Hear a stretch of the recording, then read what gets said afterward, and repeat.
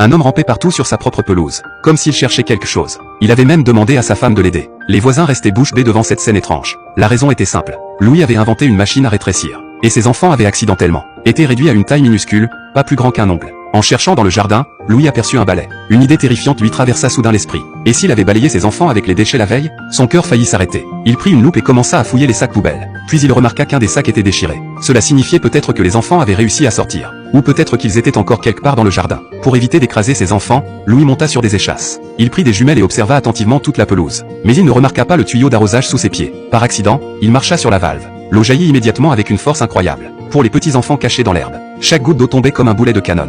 Terrifiés, ils s'enfuirent de toute leur force. La petite sœur fut directement emportée dans une flaque de boue. Son frère n'eut pas le temps de réfléchir. Il glissa le long de la pente et la sortit juste avant que elle ne soit complètement engloutie par la boue. Pendant ce temps, Louis était également paniqué. Il avait peur d'écraser ses enfants. Il grimpa sur l'étendoir à linge et réussit enfin à fermer la valve. Alors que les passants le regardaient avec incrédulité, les enfants continuaient d'avancer. Puis ils découvrirent quelque chose d'incroyable. Un énorme biscuit. Ils se précipitèrent dessus et commencèrent à manger à grandes bouchées. Mais avant même de pouvoir en profiter, une fourmi géante apparut au-dessus d'eux. Tout le monde se cacha immédiatement. À ce moment-là, le petit frère eut une idée folle. Il utilisa des morceaux de biscuit comme appât pour attirer la fourmi. Et il réussit même à en faire sa propre monture. De son côté, Louis améliora sa méthode de recherche. Il se suspendit au-dessus d'eux, la pelouse pour éviter de marcher sur ses enfants. Mais cette façon de chercher était beaucoup trop lente. Il n'eut donc pas d'autre choix que de demander l'aide de sa femme. Malheureusement, cette scène étrange attira l'attention d'un voisin. Le voisin leva les yeux au ciel et lança simplement son mégot de cigarette dans le jardin. Heureusement, la pelouse venait d'être arrosée et était encore humide.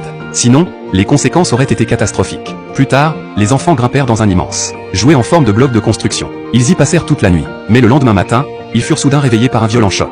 Le sol tremblait fortement et un vent puissant balayait tout autour d'eux. Les enfants ne comprenaient absolument pas ce qui se passait. Ils ignoraient que leur ami venait juste de démarrer la tondeuse à gazon. La panique les envahit immédiatement. Ils coururent dans un tunnel voisin, pensant y être en sécurité. Mais leur chance s'arrêta là. La tondeuse se rapprochait de plus en plus. Et s'arrêta juste au-dessus du tunnel. Les enfants étaient piégés. Réussirait-il à survivre à cette épreuve?